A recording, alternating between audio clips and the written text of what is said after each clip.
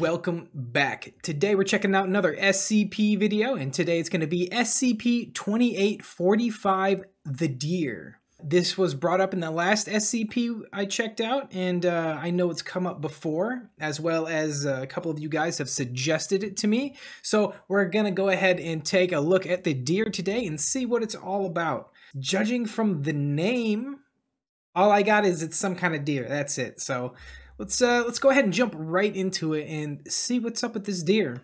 SCP-2845. That's a serious set of antlers. How do you contain a god? The answer to that question, of course, probably varies depending on the god. Tesseract Labyrinth? For some, the answer might be you don't. For others, maybe you convince the world to stop believing in them. And for others, maybe you just ask them. Just ask them. There are forces in the SCP universe, however, that won't go politely, and don't care who believes in them or not, but represent a massive threat to the world and must be contained by the Foundation somehow. One of these entities is SCP-2845, the Deer. SCP-2845 is partially known for having some of the most complicated and esoteric containment procedures in the Foundation, Oh yay! which we'll get to later. But overall, I want to explain 2845 and its connection to mythology. Okay. On November 27th, 2011, a comet was sighted in space, although it wasn't on a trajectory to impact Earth. A few days later, the existence of the comet was confirmed by multiple observatories, and 2 weeks later, a fragment of the comet broke off, maintaining a constant speed. This fragment was confirmed to have a trajectory that would connect to Earth, and so public announcements and evacuations commenced.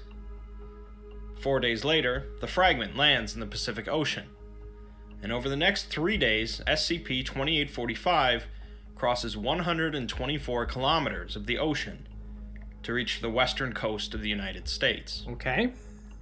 On Christmas Day, 2011, civilians begin to upload video footage of 2845, and it is confirmed to be hostile. Ooh, oh, okay. The Foundation joins forces with the Global Occult Coalition to recover and contain the entity. But the following day, artillery bombardment commences. Wow, okay, I mean, going right into artillery bombardment. Okay, I mean, this thing must have been putting up a significant resistance if they didn't come at it with just some MTF soldiers first, and they decided, hey, artillery's the way to go. Okay. From 2845's capabilities and nature, forced the Foundation to bring in outside containment consultants. Outside containment consultants? I thought the Foundation was supposed to be like the experts in this. If anyone's giving containment consultants, it should be the Foundation, but okay, all right. Who, pray tell, are they hiring as a consultant that's an outside entity? That's what I want to know. On December 30th, an unknown event causes the Foundation and GOC to cease their bombardment for 16 hours, during which 2845 is unimpeded. Bombardment recommences, and the entity is led across the Sierra Nevada mountains while under constant artillery strikes. On January 15th, the entity is finally contained using unknown methods, and Site 100 is built around SCP-2845 to properly contain it. Oh, okay, all right. Clearly they couldn't move it. They were able to contain it, but it seems like they built the whole facility around its containment cells. So, joint effort by the Foundation and the GOC, coming in heavy with artillery. Yeah, this thing must be a force to be reckoned with. 2845 is finally declared properly contained on February 19th, 2012. As you might have inferred from the title, SCP-2845 is an entity with the appearance of a large deer, with a humanoid face and especially large antlers. A ring of ice particles and metal is anomalously suspended behind its skull at all times, constantly rotating. Aside from being seemingly impervious to all physical damage inflicted upon it, 2845's main anomalous trait is its capability of transmuting and reconstructing any matter in sight instantaneously. Okay, all right. So we have a matter transmutator here. Okay. You can do a lot with that. If you're able to transform one object into a different form of matter, ouch. And that's could be incredibly dangerous. The more intelligent this creature is, combined with its ability to rearrange matter, yeah, I mean, this thing could set off, nuclear chain reactions if it wanted to. No matter is created or destroyed in the process, and the result remains stable even when it normally wouldn't, such as transmuting something into liquid metallic hydrogen at room temperature, or changing the local atmosphere without it mingling with other regions. Okay. SCP-2845 is capable of using these transmutations in offensive ways, easily devastating groups of combatants. It has also been observed using its abilities on single targets, up to 10 kilometers away, transforming individuals into anomalous structures. These structures are columns measuring 2.4 meters in height, with rubbery yellow-green skin. Most of the original body is used to fill the column, but the brain encompasses the entire interior structure and is in a constant state of high activity, possibly communicating with SCP-2845. Well, that is a horrific fate. You get turned into, it looks like it's standing on basalt pillars here, but apparently it's made out of people? Oh, okay. I kind of feel like the guy in Soylent Green. It's people! The pillars are people! Let's keep going. Some of the individuals transformed by the deer retain mobility, but all have evaded capture so far. So, how do you contain something that is hostile, impervious to harm, and can change anything it wishes into hydrogen gas with simply a thought? Well, the answer is complicated, of course. Yeah. I'll first go over the lengthy containment protocols before explaining why exactly they work. As mentioned, the Foundation went to outside containment consultants for some reason, which they practically never do, but these consultants are never allowed to leave Site-100 without a heavy dose of amnestics.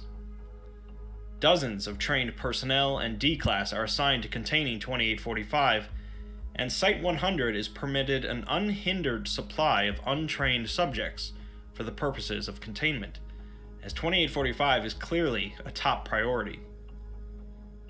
The containment chamber itself, along with Site-100 around it, have been constructed to exact specifications in a very specific design.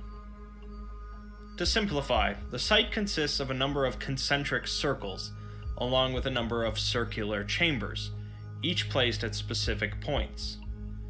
The floor of each of these circular chambers contains a 6-pointed star, made of lead, and the central chamber, where 2845 and hundreds of converted humans are located, contains an atmosphere primarily consisting of hydrogen at negative 110 degrees Celsius. The actual containment procedures are when things start to get really strange, though, as they are both numerous and complicated. There are 6 procedures, each lasting 39 minutes, and with 10 hours between each of them. This adds up to 63 hours and 54 minutes, after which the 6 procedures will begin again, repeating endlessly. Each procedure is carried out by 6 individuals, usually trained containment specialists, but some procedures involve D-Class personnel. The first procedure involves 6 trained individuals putting on masks and performing a comedic play that includes trading insults, ending with the one wearing the foolishness mask outwitting the others and declaring himself king. This is followed by a game of dice, although the winner is irrelevant. The second procedure involves a live musical performance, utilizing various instruments, accompanied by singing and dancing. The third has the containment specialists exchanging gifts, each not exceeding $4.28 in value. A recitation is performed while giving each gift, along with a scattering of grain around the containment chamber. The fourth procedure involves the individuals binding their feet with wool while consuming half a liter of olive oil and reciting another ceremony. What? This is followed by them reciting a separate ceremony while breaking apart a large rock with hammers. For the fifth procedure, a D class is brought in, and a symbol is painted on their stomach with a platinum-based solution. They are then presented with a cloak, crown, and scepter, before being restrained in a chair and castrated with a hand sickle. What? Well, that took a sudden and extreme turn. Okay, really weird containment procedure so far. Let's keep going. The specialists recite another ceremony while disposing of the testes in a bowl of salt water. The final procedure involves a baby, no more than 3 months old, being roasted over a fire.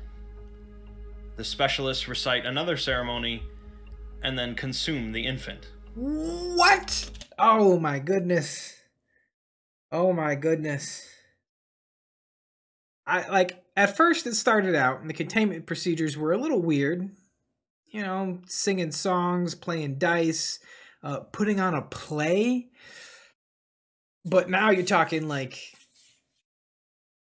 child sacrifice, cannibalism, castration. Yeah, we're getting pretty extreme and pretty weird. So let's see why this satiates this dear god. They recite another ceremony, consume gastroliths, induce vomiting, and recite the final ceremony. If a containment breach occurs, the on-site nuclear device is to be detonated. All Foundation facilities are to be locked down, and protocol Strike Down the Moon is to be activated. My only thing with their whole nuclear fallback plan, which for the most part I get, and it kind of makes sense for a lot of SCPs because that would destroy a lot of SCPs, but I guess that's just their default backup plan for any SCP facility, but it almost seems kind of useless in this particular case since this particular Foundation facility was built specifically around the deer's containment cell. So it's pretty much the only SCP at this particular facility. It's the only SCP being contained there. So to nuke the whole thing for one SCP, and there's no indication as of yet that that would even work, right? This thing is supposed to be supposedly indestructible to any attacks whatsoever. So at this point, you're just nuking your own facility and probably not even eliminating the SCP you're trying to stop. To reiterate, for full clarity, the containment specialists of SCP-2845 cook and consume roughly 135 babies each year. Yeah, I heard that. Along with castrating the same number of D-Class. That's just to contain the entity. Terrible. This is likely where some of you would like me to explain how that's actually not true, and that the containment procedures are simply an elaborate ruse. No, I don't think it's a ruse, but I'd still like to know why this is effective. Unfortunately, that's only partly the case, and the SCP Foundation certainly does carry out these procedures, and will likely continue to do so for the foreseeable future. We're given a letter from a containment consultant to the site director, and it seems that others were confused about the nature of the containment protocols. The consultant is upset that the Foundation is attempting to cut corners where they can't be cut, after all of the effort it took to contain 2845. We're then given his explanation for why the procedures work. Okay. And that's because 2845 is a god. He says that it's not a local or mild god, or a weaker spirit bound by the strength of belief, but a powerful god. Gods cannot be contained by technology or scientific rules, but instead by rituals and words. Specifically, he says that rituals work not because of some underlying laws, but because they are given meaning through repetition and application. Basically, there's nothing stopping 2845 from escaping its containment with a thought, but it doesn't ever think to do so, because the continued ritual fools it into believing it's trapped. He claims that it literally cannot comprehend the concept of escape, as long as the ritual continues as it has. Essentially, the containment procedures are not weaving magic or anything so esoteric, but they have some fundamental meaning to 2845 that keeps it trapped. So then, if the containment procedures aren't really doing anything specifically, why doesn't the ritual just consist of something arbitrary, like clapping your hands 30 times or dancing around a hat, instead of consuming infants? To answer that, we'll have to take a look at some history and mythology. Although some people may look at 2845 as some random anomalous deer, there are clues that point it towards something more familiar: Saturn. Saturn was a god worshipped by the ancient Romans, with his Greek equivalent being Cronus. Saturn was worshipped as a god of agriculture, wealth, liberation, and time. Okay, alright, Alright, see, now that they're linking this to mythology here, I kind of see where they're going with this. Saturn, also known as Kronos, that is a mythological thing. He received a prophecy that he would be overthrown and killed by one of his sons, and so Kronos proceeded to eat his children. So I think that's why the eating of infants seems to pacify this particular deity, because it's something that pertains to his mythological folklore or history. So, all right, now that they're weaving this in, it's starting to make a little bit more sense. Saturn was celebrated with an annual festival known as Saturnalia, consisting of parties, gift exchanges, and feasting, which would go on to influence traditional Christmas celebrations. Saturn, or Cronus, were never depicted as deer as far as I know, but deer have been featured in a number of different mythologies and religions, although 2845's appearance seems similar to a Japanese forest spirit, most popularly depicted in the film Princess Mononoke. 2845 has a ring of ice particles and metallic spheres behind his head, just as the planet Saturn, named after the god, has a ring around it composed mostly of ice particles, and has 7 primary moons orbiting it, each named after a sibling of Cronus. Saturn's atmosphere is made up of primarily hydrogen, along with helium and ammonium, just like 2845's main containment chamber. Much of Saturn's structure is made up of liquid metallic hydrogen and liquid metallic helium, the most common transmutations performed by 2845. 2845 landed on Earth on December 21st, a date when Saturnalia would traditionally be celebrated, and many of the containment procedures are also linked to Saturnalia. The first procedure, in which a play is performed by individuals in mask, is based on Roman comedic theater, and the gambling with dice is based on a common activity during Saturnalia. Similarly, the musical performance of the second procedure would have been a common sight during Saturnalia. The third procedure involves the specialists exchanging gifts, but specifically cheap gifts, as this is a common Saturnalia practice, and the scattering of grain is linked to Saturn's role as a god of agriculture. The remaining procedures deal less with Saturnalia and more with mythology, however, and so I will explain the story of the castration of Uranus. Uranus was a very important god in Greek mythology, embodying the sky, and was the son and husband of Gaia, who embodied the earth. Gaia and Uranus had a number of children, one of which was Cronus. Uranus had hated the first children that Gaia bore him, so he had imprisoned them deep within the earth. Gaia greatly resented this act, so she asked her other children to take a sickle and castrate their father. Only Cronus, youngest and most ambitious, was willing to do so, and he ambushed his father and castrated him, tossing the genitals into the sea. It was then foretold that a similar fate would occur to Cronus, and he would be overthrown by one of his own children. Desperate to avoid this, Cronus devoured each of his children as they were born.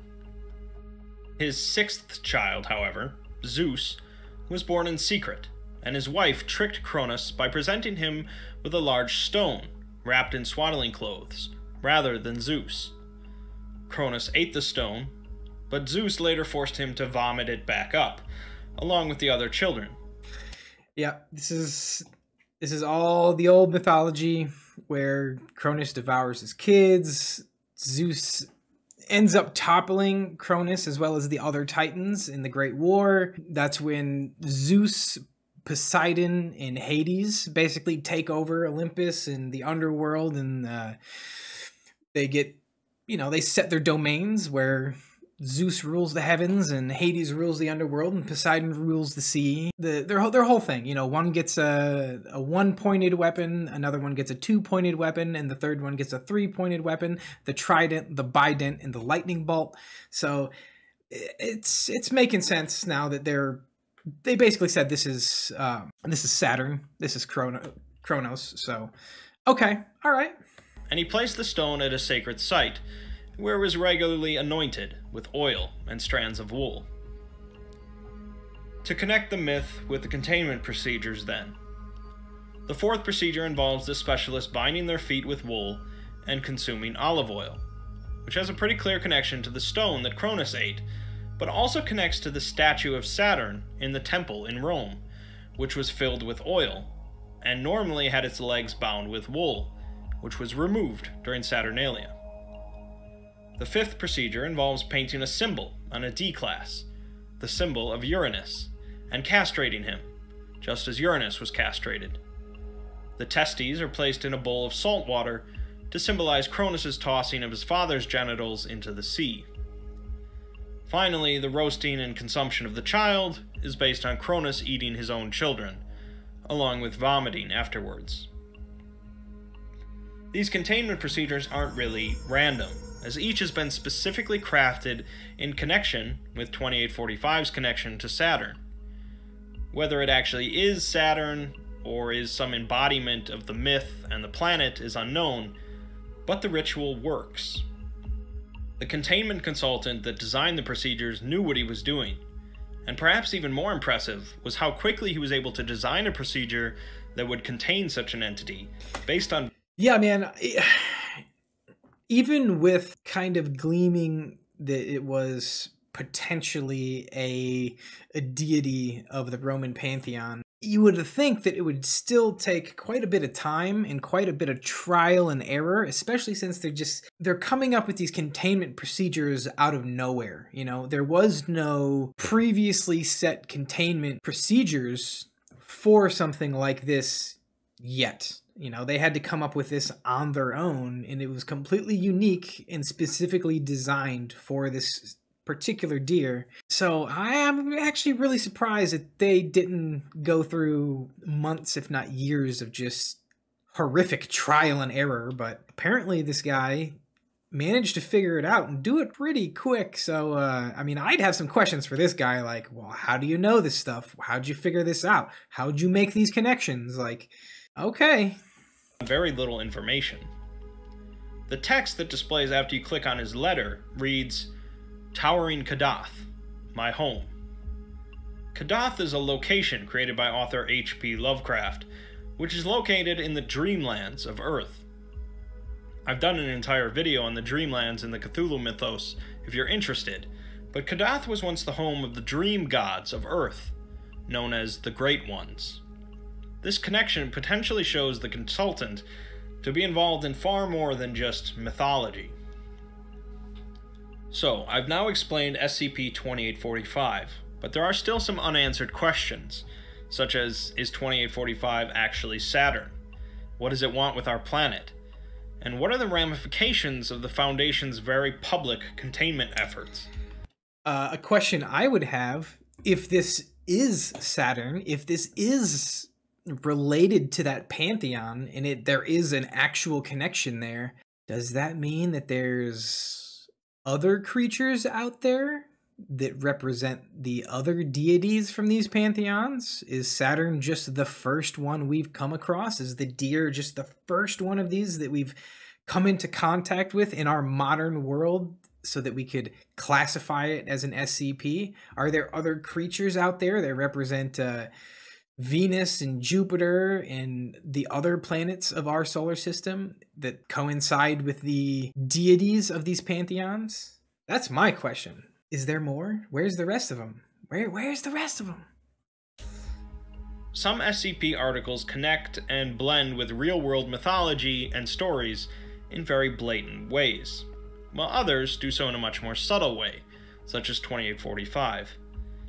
Both can be very interesting, but ones like SCP-2845 benefit from looking beyond just what the entry itself says. In the end, the answer to the question of how do you contain a god is, well, complicated. The rituals might seem to be nonsense, but they are what I divine to be the best course of action. There are powerful symbols there, and whether or not you or I think they're appropriate to the situation is irrelevant. I have listened to the converted, and I have listened to the echoes of the stag in their songs.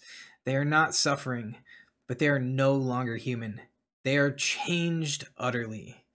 The ritual remains as it is. All right, guys, that was SCP-2845, the deer. It was definitely more complex than I thought it was going to be. I mean, it's not that complex. It's fairly easy to wrap your head around and understand, but this was not just a deer. Apparently, it's a deity. Containment procedures and the containment cell itself are quite a bit different than other SCPs. This is, like they said, it's purely ritual. There's no real science here keeping this SCP contained. It's all rituals that seem to pacify the SCP rather than truly contain it. You know, we're basically just entertaining it so that it doesn't want to go anywhere rather than forcibly contain it and keep it from moving somewhere against its will. The manipulation of matter is probably one of the greatest superpowers, if you will, that's out there. Being able to rearrange matter at the atomic level is one of the most useful, most powerful, and most flexible abilities that basically allows you to do literally anything with the natural world. If the deer truly has this kind of control over the physical realm, then, I mean, for all intents and purposes, it is a god. You know, I really didn't know what to think going into this. I didn't know if we were just going to meet some kind of bloodthirsty deer that takes people out in the forest, kind of Bambi's revenge or something. But it was a little bit more nuanced than that. I do like the fact that it basically connected to and was associated with mythology. I'm a big mythology nerd. I really get into all that kind of stuff. Overall, very interesting. I did like it. This was a commenter suggestion, so I really appreciate that, guys. Keep it up. I did enjoy this one, especially due to the connection to mythology. I really hope you guys enjoyed the video as well. If you did, go ahead and click that like button, and go ahead and click that subscribe button if you haven't already. That'll keep you up to date with all the videos on the channel. Thanks so much for stopping by. Thanks for watching the video. Take care of yourselves and have a great day.